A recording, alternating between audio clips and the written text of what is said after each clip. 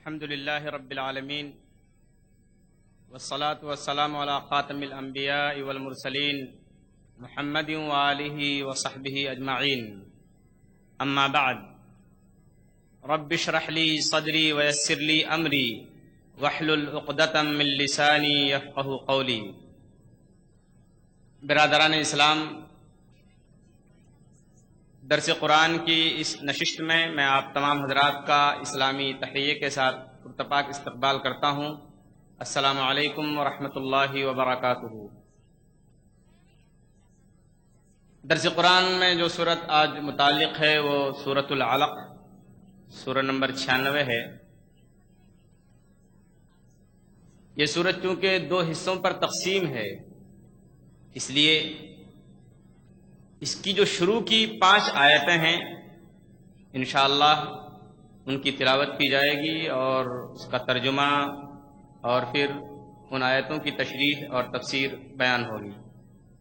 آئیے پہلے ہم اس سورت کی شروع کی چند 5 آیتوں کی تلاوت کرتے ہیں۔ بسم اللہ الرحمن الرحیم، اللہ کے نام سے شروع کرتا ہوں جو بڑا مہربان نہایت رحم کرنے والا ہے۔ اقرأ بسم ربک الذی خلق، پڑھو اپنے رب کا نام لے کر جس نے پیدا کیا۔ خلق الانسان من علق، جس نے انسان کو جمے ہوئے خون سے پیدا کیا۔ اقرأ وربک الاکرم، پڑھو اور تیرا رب بڑا کریم ہے۔ الذی علم بالقلم، جس نے قلم کے ذریعے علم سکھایا۔ علم الانسان ما لم يعلم، جس نے انسان کو وہ کچھ سکھایا جسے وہ جانتا نہ تھا۔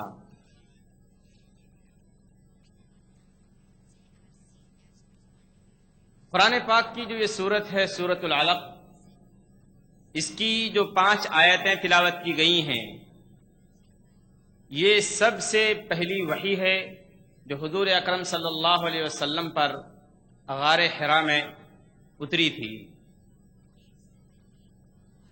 صحیح بخاری حدیث نمبر 3، عائشہ رضی اللہ تعالی عنہا اس حدیث کی راویہ ہیں، روایت کرنے والی ہیں۔ ان کی زبانی ہم سنتے ہیں کہ اس سورت کا بیک گراؤنڈ اور پس منظر کیا ہے۔ عائشہ رضی اللہ تعالی عنہا کہتی ہیں کہ حضور اکرم صلی اللہ علیہ وسلم کو مکے کے لوگوں کی عادتیں، ان کی خرابیاں اور وہاں کے لوگوں کا ماحول آپ کو راس نہ آتا تھا۔ آپ صلی اللہ علیہ وسلم غار حرا نامی ایک پہاڑی جو مکے سے 3 میل کے فاصلے پر ہے، 8 یا 9 کلومیٹر کی دوری پر ہے، آپ صلی اللہ علیہ وسلم کھانا لے کر وہاں تشریف لے جاتے اور کئی دن وہاں گزارتے تھے، وہاں اللہ کی عبادت کیا کرتے تھے، تحنس کیا کرتے تھے۔ امام زہری رحمۃ اللہ علیہ نے کہا ہے کہ تحنس کا مطلب تعبد، یعنی حضور اکرم صلی اللہ علیہ وسلم ایک خاص قسم کی عبادت کرتے تھے۔ جب پھر آپ کا کھانا ختم ہو جاتا، آپ واپس حضرت خدیجہ رضی اللہ تعالیٰ عنہ کے پاس تشریف لاتے اور چند دن کے لیے کھانا لے کر پھر غار حرا واپس تشریف لاتے۔ چند دن ایسے گزرے، بعض لوگوں نے اس کی مدت 6 مہینہ قرار دی ہے۔ بہرحال کچھ بھی ہو، اس کے بعد حضور اکرم صلی اللہ علیہ وسلم کے پاس حق آ گیا۔ ایک فرشتہ آیا، اس نے حضور اکرم صلی اللہ علیہ وسلم کے سینے مبارک کو زور سے دبایا اور کہا پڑھو۔ حضور اکرم صلی اللہ علیہ وسلم نے کہا ما انا بقاری، کہ میں پڑھا ہوا نہیں ہوں۔ پھر اس کے بعد دوسری دفعہ حضور اکرم صلی اللہ علیہ وسلم کے سینے کو حضرت جبرائیل امین نے زور سے دبایا۔ حضور اکرم صلی اللہ علیہ وسلم فرماتے ہیں کہ اتنی زور سے میرے سینے کو دبایا کہ میری برداشت کرنے کی طاقت اور کیپیسٹی جواب دینے لگی، میری صلاحیت ختم ہو گئی، اب برداشت کے باہر ہو گیا۔ پھر کہا پڑھو، تو میں نے کہا میں پڑھا ہوا نہیں ہوں۔ اس کے بعد جب تیسری دفعہ خوب زور سے دبایا اور حضور اکرم صلی اللہ علیہ وسلم سے کہا کہ پڑھو. حضور صلی اللہ علیہ وسلم نے فرمایا کہ میں پڑھا ہوا نہیں ہوں. تو حضرت جبرائیل نے کہا اقرأ بسم ربک الذی خلق خلق الانسان من علق اقرأ وربک الاکرم الذی علم بالقلم علم الانسان ما لم يعلم. حضور اکرم صلی اللہ علیہ وسلم سورہ علق کی یہ 5 آیات لے کر غار حرا سے واپس حضرت خدیجہ رضی اللہ تعالی عنہا کے پاس کانپتے ہوئے اور ڈرتے ہوئے واپس تشریف لائے اور کہا اے خدیجہ زملونی زملونی، مجھے کچھ اڑاؤ مجھے کچھ اڑاؤ. چنانچہ حضور اکرم صلی اللہ علیہ وسلم کے اوپر ایک چادر ڈھکی گئی یا کچھ اڑا دیا گیا. جب حضور اکرم صلی اللہ علیہ وسلم اس تکلیف میں تھے تو حضور اکرم صلی اللہ علیہ وسلم نے حضرت خدیجہ رضی اللہ تعالی عنہا سے کہا کہ اے خدیجہ مجھے اپنی جان کا ڈر ہے. وحی کا پہلا موقع تھا، حضور اکرم صلی اللہ علیہ وسلم بالکل ڈر گئے. تو حضرت خدیجہ رضی اللہ تعالی عنہا نے کہا کلا واللہ ما یخزیک اللہ ابدا، نہیں ہرگز نہیں، خدا کی قسم اللہ تبارک و تعالی آپ کو کبھی بھی رسوا نہیں کرے گا. کیوں؟ انک تحمل الکل وتکسب المعدوم وتعین علی نوائب الحق وتقری الضیف. اللہ تبارک و تعالی آپ کو اس لیے رسوا اور ذلیل نہیں کرے گا اس لیے کہ آپ کمزوروں کی مدد کرتے ہیں، مہمانوں کی مہمان نوازی کرتے ہیں، آپ بے سہاروں کا سہارا بنتے ہیں، اور حق کے سلسلے میں جو مصیبتیں آتی ہیں ان مصیبتوں کے موقع پر آپ لوگوں کی مدد کرتے ہیں. پھر اس طریقے سے حضور اکرم صلی اللہ علیہ وسلم کا خوف اور آپ کا ڈر بالکل ختم ہو گیا. حالی نے بہت اچھی بات کہی ہے کہ اتر کر حرا سے سوئے قوم آیا اور ایک نسخہ کیمیا ساتھ لایا کہ حضور اکرم صلی اللہ علیہ وسلم حرا کی پہاڑی سے نیچے اترے اور اپنی قوم کے پاس آئے اور ایک ایسا نسخہ لے کر آئے اور ایک ایسی چیز لے کر آئے، ایسا پرسکرپشن، ایسا ہدایت نامہ لے کر آئے کہ اس میں کمزوروں کا بھی علاج ہے، بیماروں کی بیماریوں کا علاج ہے، مشرک اور بت پرستوں کی بت پرستی کی بیماری کا بھی علاج ہے، اور جو لوگ غرور اور گھمنڈ میں مبتلا ہیں ان کے تکبر اور گھمنڈ کی بیماری کا بھی علاج ہے. اتر کر حرا سے سوئے قوم آیا اور ایک نسخہ کیمیا ساتھ لایا. تو یہ آیات لے کر حضور اکرم صلی اللہ علیہ وسلم اپنی قوم کے پاس آئے. انہی چیزوں کا ذکر اللہ تبارک و تعالی سورہ علق کی ان 5 آیتوں میں فرما رہے ہیں. اب آئیے ہم ایک ایک آیت کی تلاوت کرتے ہیں اور اس کی تفسیر سنتے ہیں. اقرا بسم ربک الذی خلق، پڑھو اپنے رب کا نام لے کر جس نے پیدا کیا. سنجیدگی سے سوچئے، اللہ تبارک و تعالی پڑھنے کی بابت فرما رہے ہیں کہ پڑھو اپنے رب کا نام لے کر جس نے پیدا کیا ہے. یہاں اس بات کی طرف اشارہ مقصود ہے کہ یہ قرآن محمد صلی اللہ علیہ وسلم کی کتاب نہیں ہے، بلکہ یہ اللہ کی طرف سے بھیجی ہوئی کتاب ہے، یہ اللہ کا کلام ہے، یہ محمد صلی اللہ علیہ وسلم کا لکھا ہوا کلام نہیں ہے. اس کے علاوہ ایک بات پر اور زور ڈالیے، تھوڑی دیر کے لیے ہم اور آپ 1400 سال پیچھے کی طرف جاتے ہیں. حضور اکرم صلی اللہ علیہ وسلم کا زمانہ ہے، بت پرستی مکے کے اندر عام ہے، لوگ پتھروں کی پرستش اور پوجا کر رہے ہیں. کوئی چکنا اور صاف پتھر مل گیا اس کو معبود بنا بیٹھے. شرابوں کے نام، سینکڑوں نام شرابوں کے ہیں بچے بچے کی زبانوں پر. ماحول ایسا ہے. حالی نے کیا خوب بات کہی ہے کہ شراب ان کی گھٹی میں گویا پڑی تھی، جوا ان کی دل رات کی دل لگی تھی. یعنی شراب کہ وہ عادی تھے، اس میں وہ مست رہتے تھے. جوا ان کا دن رات کا کام تھا، اسی میں عرب کے لوگ مست رہا کرتے تھے. زندہ بچیوں کو دفن کر دینا ان کے لیے کوئی شرم اور عار کی بات نہیں تھی. یہ ماحول تھا. تو آیت کیا اترنی چاہیے تھی؟ جبکہ لوگ وہاں بچیوں کو زندہ دفن کر رہے تھے تو قرآن پاک کی کوئی ایسی آیت اترنی چاہیے تھی کہ لوگوں بچیوں کو زندہ دفن مت کرو، ان کے اوپر رحم کھاؤ۔ جبکہ لوگ بتوں کی پرستش اور پوجا کرتے تھے تو قرآن پاک کی آیت اترنی یہ چاہیے تھی کہ ایک اللہ کی عبادت کرو، پتھروں کو معبود اور خدا نہ بناؤ۔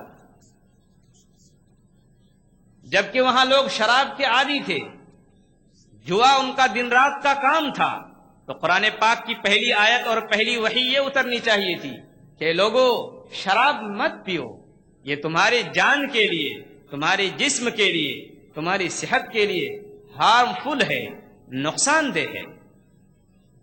جوا مت کھیلو، اس سے تمہارا خاندان تباہ ہو جائے گا، تمہاری معیشت اور تمہارا فائنانس بگڑ جائے گا۔ آپ خود سوچئے، جوئے کی ممانعت کے بارے میں کوئی آیت نہیں اتر رہی ہے، شراب کی برائی کے بارے میں کوئی آیت پہلی نہیں اتر رہی ہے، ایک اللہ کے علاوہ دوسروں کی عبادت کی برائی کے بارے میں کوئی آیت نہیں اتر رہی ہے۔ سب سے پہلی آیت جو اتر رہی ہے وہ کیا ہے؟ اقرأ بسم ربک الذی خلق، پڑھو اپنے رب کا نام لے کر جس نے پیدا کیا ہے۔ ایسا کیوں ہوا؟ شراب کی برائی کے بارے میں کوئی آیت پہلی کیوں نہیں اتری؟ بچیوں کے زندہ دفن کرنے کی برائی کے بارے میں پہلی آیت کیوں نہیں اتری؟ ایک اللہ کے علاوہ دوسروں کی عبادت کرنے کی برائی کے بارے میں پہلی آیت کیوں نہیں اتری؟ اس کا جواب ایک ہے اور صرف ایک ہے کہ ان تمام برائیوں کی جڑ یہ ہے کہ لوگوں کے پاس علم نہیں ہے، جہالت ہے، تاریکی ہے، ظلمت ہے، اندھیرا ہے، اور اس کا علاج یہ ہے کہ روشنی لائی جائے۔ کس چیز کی؟ علم کی۔ جب روشنی آ جائے گی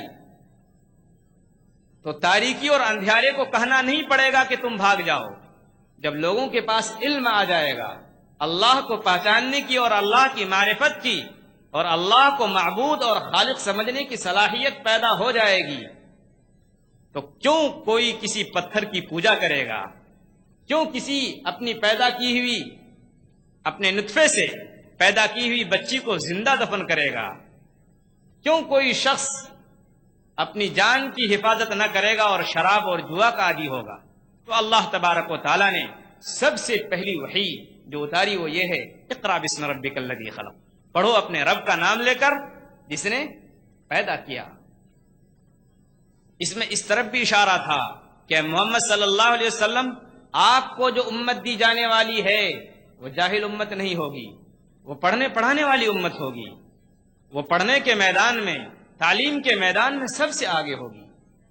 یہی وجہ ہے کہ قرآن پاک کی یہ آیتیں اتری، توریت کی شریعت منسوخ ہو گئی، زبور اور انجیل کی شریعت ختم ہو گئی، اب توریت کی باتوں پر عمل نہیں کیا جائے گا، اب زبور اور انجیل کی شریعت پر عمل نہیں کیا جائے گا۔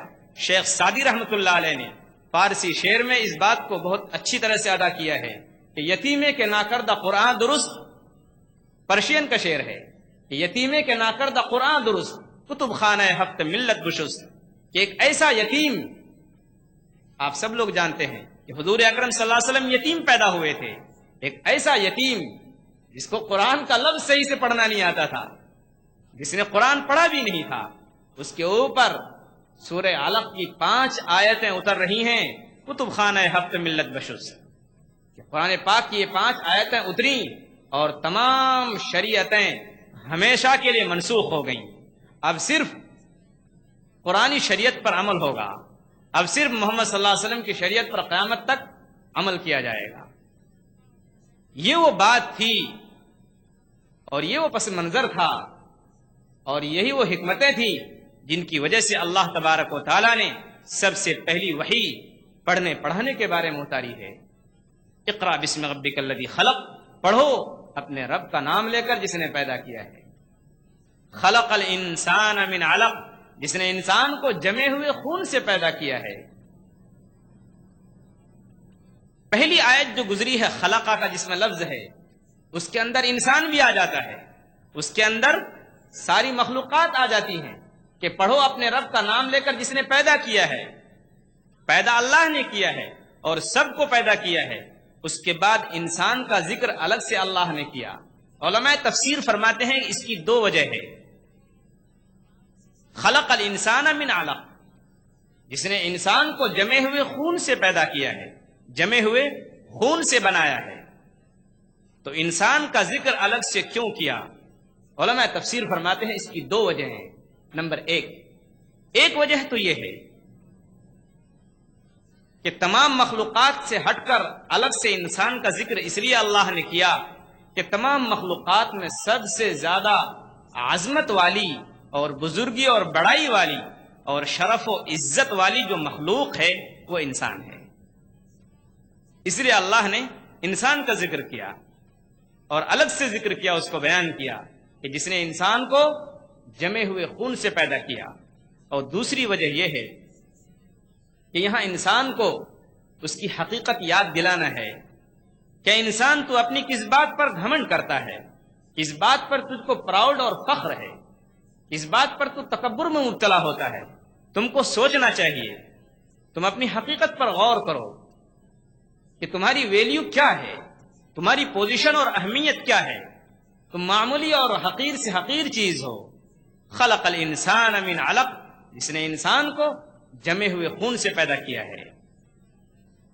یہ انسان کی وہ پہلی حالت ہے کہ جب حمل ٹھہرنے کے بعد انسان کی جو پہلی شکل ہوتی ہے وہ ہے جمے ہوئے خون کی۔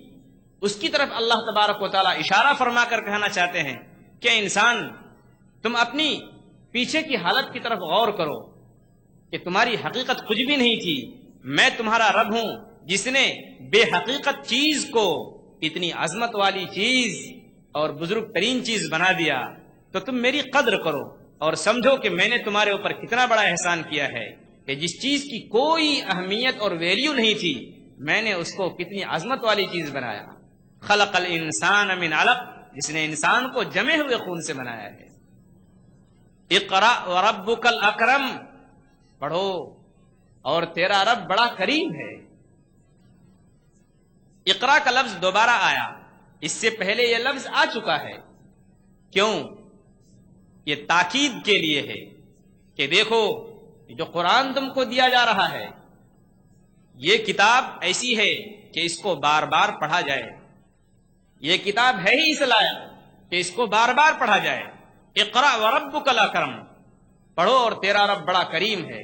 علماء تفسیر فرماتے ہیں کہ اللہ تبارک و تعالیٰ کی یہاں ایک صفت بیان ہوئی ہے، اللہ کی یہاں ایک کوالٹی بیان ہوئی ہے، وہ ہے اکرم، کہ اللہ بہت بڑا کریم ہے۔ یہ حضور اکرم صلی اللہ علیہ وسلم کا جو اعتراض تھا، آپ جو کہہ رہے تھے کہ میں پڑھا ہوا نہیں ہوں، یہ اس کا جواب ہے کہ محمد پڑھو، تیرا رب بڑا کریم ہے۔ معاف کرنا، کوتاہیوں کو معاف کرنا، کوتاہیوں کو چھپانا، یہ تیرے رب کی سب سے بڑی صفت ہے، سب سے بڑی کوالٹی ہے۔ لہذا تم پڑھتے رہو، اقرأ وربک الاکرم، پڑھو اور تیرا رب بڑا کریم ہے، تمہاری کوتاہیوں کو اور ہر ایک کی کوتاہیوں کو معاف کرنے والا ہے۔ تو علماء تفسیر فرماتے ہیں کہ یہاں جو دوسرا لفظ اقرأ آیا ہے یہ تاکید کے لیے ہے کہ قرآن ایسی کتاب ہے جس کو بار بار پڑھا جائے اور کئی بار پڑھا جائے۔ یہاں علماء تفسیر نے ایک نقطہ بیان کیا ہے، ایک اہم بات بیان کی ہے، میں اس کی طرف اشارہ کرتا چلوں۔ وہ بات یہ ہے، قرآن کریم جس قوم کے سامنے اترا وہ قوم عربی زبان کو سمجھنے والی تھی، عربی زبان میں قرآن اترا ہے، عربی زبان میں قرآن نازل ہو رہا ہے، اور ایک ایسی قوم پر نازل ہو رہا ہے جو عربی زبان کو جانتی ہے، عربی زبان کو سمجھتی ہے اور عربی زبان میں بات کر رہی ہے۔ اس قوم کے سامنے قرآن اتر رہا ہے، لہذا اس آیت سے یہ سمجھنا کہ عرب کے لوگ اس کا کیا مطلب سمجھتے ہوں گے، بے تکی بات ہے۔ قرآن عربی زبان میں ہے اور عرب قوم کے سامنے اتر رہا ہے، لہذا وہ لوگ اس چیز کا مطلب خوب سمجھتے تھے۔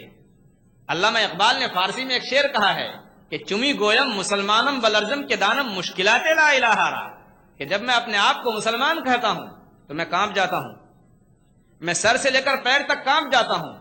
یہ صحابہ کرام کی صفت بیان کی ہے کہ وہ لوگ اس لیے کلمہ نہیں پڑھتے تھے کہ وہ جانتے تھے کہ کلمہ پڑھنے کے بعد میری زندگی بدل جائے گی، وہ قرآن کی آیتوں کا مطلب سمجھتے تھے، اس کی میننگ سمجھتے تھے۔ تو یہ عرب کے لوگ تھے ان کی زبان میں قرآن اتر رہا ہے اور یہ لوگ ایک ایک آیت کا مطلب سمجھ رہے تھے. اسی لیے قرآن ہمارے لیے ضروری ہے کہ ہم اس کو سمجھ کر پڑھنے کی کوشش کریں، بلکہ ضروری ہے ہمارے لیے سمجھ کر پڑھنا. اگر ہمارا ایک دوست کسی دوسری زبان میں ہم کو خط لکھتا ہے یا کوئی لیٹر لکھتا ہے تو ہم بے چین ہو جاتے ہیں اس کا مطلب سمجھنے کے لیے. اللہ تبارک و تعالیٰ نے ہمارے سامنے اس کتاب ہدایت کو عربی زبان میں اتارا ہے. اگر ہم اس زبان کو نہیں سمجھتے، اگر ہم عجمی ہیں، ہندوستانی ہیں، تو ہمارے لیے ضروری ہے کہ ہمارے دل میں بے چینی پیدا ہو اس کو سمجھنے کی کہ ہمارا رب ہم سے اس کتاب میں کیا کہہ رہا ہے. الذی علم بالقلم، جس نے قلم کے ذریعے علم سکھایا، جس نے قلم کے ذریعے علم سکھایا. قلم بہت بڑی بنیادی چیز ہے علم کو، جانکاری کو محفوظ کرنے کی بنیادی چیز ہے. یہی وہ قلم ہے جس کے ذریعے گزشتہ قوموں کی تاریخیں ہمارے پاس موجود ہیں، اور آسمانی جتنی بھی کتابیں ہیں ان کتابوں کی حفاظت کا ذریعہ قلم ہی واقع ہوا ہے. تو اللہ تبارک و تعالیٰ نے یہاں قلم کو بطور انعام کے ذکر فرمایا کہ اس رب کا شکر ادا کرو جس نے قلم کے ذریعے علم سکھایا. علم الانسان ما لم یعلم، جس نے انسان کو وہ کچھ سکھایا جسے انسان جانتا نہیں تھا. کیا نہیں جانتا تھا؟ غیب کی باتیں انسان نہیں جانتا تھا. اللہ تبارک و تعالیٰ نے قلم کے ذریعے انسان کو بہت ساری چیزیں سکھائیں، اور اسی کے ساتھ ساتھ اللہ تبارک و تعالیٰ نے انسان کو بہت ساری ایسی چیزیں سکھائیں جن کا علم انسان کو نہیں تھا، انسان جانتا نہیں تھا، ان چیزوں کی حقیقت سے انسان واقف نہیں تھا. تو اللہ تبارک و تعالیٰ نے یہ جو آخر میں یہ بات بیان فرمائی، علم الانسان ما لم یعلم، جس نے انسان کو وہ کچھ سکھایا جسے وہ جانتا نہیں تھا. انسان کو کیا نہیں سکھایا اللہ تبارک و تعالیٰ نے؟ اور یہی وہ علم ہے جس کے ذریعے اللہ تبارک و تعالیٰ نے انسان کو فرشتوں پر فضیلت دی. حضرت آدم علیہ الصلوۃ والسلام جو ابو البشر ہیں، تمام انسانوں کے باپ ہیں، ان کو جو اللہ تبارک و تعالیٰ نے فرشتوں کے سامنے بڑا قرار دیا اور فرشتوں کے سامنے ان کی بڑائی ظاہر کی، اس کا ذریعہ کیا تھا؟ اس کا ذریعہ یہی علم تھا. سورہ بقرہ سورہ نمبر 2 آیت نمبر 33 و 34 میں اللہ تبارک و تعالیٰ فرماتے ہیں وَعَلَّمَ آدَمَ الْأَسْمَاءَ كُلَّهَا ثُمَّ عَرَضَهُمْ عَلَى الْمَلَائِكَةِ فَقَالَ أَنبِئُونِي بِأَسْمَاءِ هَؤُلَاءِ إِن كُنتُمْ صَادِقِينَ. کہ اللہ تبارک و تعالیٰ نے آدم علیہ السلام کو تمام چیزوں کی خصوصیتیں بتا دی، ان کے نام بتا دیے، ان کی خاصیتیں بتا دی، اور پھر اللہ تبارک و تعالیٰ نے فرشتوں سے کہا کہ تم کچھ بتاؤ. فرشتوں نے کہا اے اللہ ہم جانتے نہیں، اور آدم علیہ السلام نے A to Z جو کچھ اللہ نے سکھایا تھا سب کچھ بتا دیا.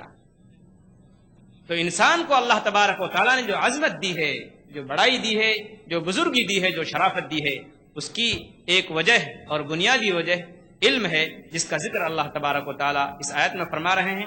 میں اسی پر اپنی بات ختم کرتا ہوں. وآخر دعوانا ان الحمدللہ رب العالمین. کسی بھائی کا کوئی سوال ہو ان 5 آیتوں کے سلسلے میں سورہ علق کی تو وہ سوال کر سکتے ہیں. السلام علیکم. وعلیکم السلام ورحمۃ اللہ وبرکاتہ. اس آیت میں قلم پر اتنا زور کیوں دیا گیا ہے؟ کیا علم سے قلم کو جب جوڑا گیا ہے تو اس وقت کیا معمول تھا قلم اور کاغذ استعمال کرنے کا؟ وہاں کے لوگ مکہ کے کاغذ قلم استعمال کیا کرتے تھے. بھائی صاحب کا سوال یہ ہے کہ قلم کے ساتھ جو علم کو جوڑا گیا ہے تو اس کی وجہ کیا ہے؟ مکہ میں اس وقت لوگ کیا لکھنا پڑھنا جانتے تھے، قلم کا استعمال کرتے تھے، کیا وجہ ہے؟ قلم کے ذریعے علم کو جوڑا گیا ہے. الذی علم بالقلم، جس نے قلم کے ذریعے علم سکھایا. قلم کے معنی آتے ہیں تراشنا، کاٹنا، چھیلنا. پہلے زمانے میں قلم کو چونکہ تراش کر اور کاٹ کر قلم بنایا جاتا تھا اور اس کے ذریعے لکھائی کا کام ہوتا تھا، اس لیے اللہ تبارک و تعالیٰ نے لفظ قلم استعمال فرمایا. اور اسی لفظ استعمال ہوتا ہے تقلیم الظفر، یعنی ناخن کاٹنے کو تقلیم الظفر بولتے ہیں. قلم سے یہ لفظ بنا ہے. ناخن کو جب ہم کاٹتے ہیں، تراشتے ہیں، چھاڑتے ہیں تو قلم کا لفظ استعمال ہوتا ہے. تو لفظ قلم کو اللہ تبارک و تعالیٰ نے علم سے جوڑا. تو یہاں میں بہت اچھا آپ نے سوال کیا دیکھیے انسان جو کچھ علم حاصل کرتا ہے عام طور سے اس کے تین ذرائع ہیں، تین ذریعے ہیں، اس کے تین سورسز ہیں اس کے۔ نمبر ایک، انسان جو علم حاصل کرتا ہے تو کبھی ذہن کے ذریعے، ذہن میں کوئی بات بیٹھا لی، میموری پاور میں، اپنے حافظے کی قوت میں اس نے بیٹھا لی، وہ بات اس کو یاد رہ گئی۔ کبھی انسان زبان کے ذریعے کچھ سیکھتا ہے، کبھی زبان کے ذریعے انسان کچھ سیکھتا ہے، کسی کو بتاتا ہے، سکھاتا ہے۔ لیکن اگر آپ کو ایکسپیرینس ہے، تجربہ ہے، تو یہ جو دونوں ذریعے ہیں یعنی زبان اور ذہن، ان دونوں چیزوں کے ذریعے انسان جو کچھ حاصل کرتا ہے کوئی گارنٹی نہیں ہے کہ یہ دونوں چیزوں سے حاصل کیا ہوا علم محفوظ رہے، کیونکہ جب انسان مر جائے گا تو یہ دونوں چیزیں اس کے ساتھ چلی جائیں گی، اس کا ذہن بھی اور اس کی زبان بھی۔ لیکن اس کے مقابلے میں انسان جو کچھ اپنے قلم سے لکھ لے تو وہ لکھی ہوئی چیز اگر کسی وجہ سے ضائع اور برباد نہ ہوئی ہو تو ہمیشہ ہمیشہ کے لیے وہ چیز محفوظ رہ جاتی ہے، اس کی حفاظت کی گارنٹی ہے۔ امام ابن کثیر نے ایک اثر نقل کیا ہے اور اس پر کوئی حکم نہیں لگایا ہے، وہ یہ ہے کہ قید العلم بالکتابہ، کہ علم کو لکھ کر محفوظ کر لو۔ تو ظاہر بات ہے لکھا ہوا جو علم ہوتا ہے قلم کے ذریعے، لکھا ہوا جو کچھ بھی ہوتا ہے وہ محفوظ رہتا ہے، اس کی حفاظت کی گارنٹی ہے۔ یہی وجہ ہے جب آپ دیکھیں گے اس تعلیم کا نتیجہ یہ ہوا کہ قرآن پاک کو لکھا گیا اور اس کی حفاظت کی گئی۔ پرانے زمانے میں لوگوں کی یادداشت بہت قوی ہوتی تھی، بہت تیز ہوتی تھی، لیکن زمانہ گزرتا گیا، لوگوں کی یادداشتیں کمزور ہو گئیں، کیلکولیٹر کا زمانہ آ گیا، تو آپ کو 50 کتنے ہوتے ہیں اس کے لیے آپ کو کیلکولیٹر کی ضرورت پڑتی ہے۔ تو اللہ تبارک و تعالیٰ نے علم کو قلم کے ساتھ جوڑا تاکہ اس کی حفاظت ہو سکے، اور آپ اور ہم اپنی آنکھوں سے دیکھتے ہیں کہ جتنا لکھا ہوا محفوظ رہتا ہے اس کی جتنی گارنٹی ہے، آپ زبان سے یاد کی ہوئی اور لکھی ہوئی یا زبان سے سیکھی ہوئی چیز کی اتنی گارنٹی نہیں دے سکتے، یا اپنے یادداشت میں محفوظ رکھی ہوئی چیز کی اتنی گارنٹی نہیں دے سکتے جتنی لکھی ہوئی چیز کی۔ اس لیے اللہ تبارک و تعالیٰ نے اسی اہمیت کے پیش نظر، اسی اہمیت کو سامنے رکھتے ہوئے اللہ تبارک و تعالیٰ نے علم کو قلم کے ساتھ جوڑا۔ میں اسی پر اپنی بات ختم کرتا ہوں۔ وآخر دعوانا ان الحمد للہ رب العالمین۔